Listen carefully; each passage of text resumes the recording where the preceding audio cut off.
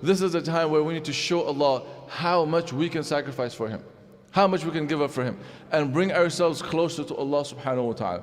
Create the habits now so that when Ramadan comes along, we're not struggling to hold on to a habit. The habit's already there. We're just beautifying it more. We're just creating the quality in the amal, whether it's salah. This is also the month when the Prophet went for Isra wal Mi'raj, and he got the greatest gift. The whole entire highlight of Isra wal Mi'raj was the fact that the Prophet ﷺ got a gift from Allah. And what was that gift that Allah gave the Prophet ﷺ? Was salah, to pray salah.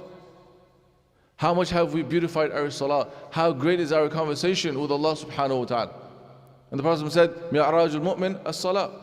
That our mi'raj as believers is our salah and our conversation with Allah subhanahu wa ta'ala. Watch the full video on our channel, Al Huda Mosque.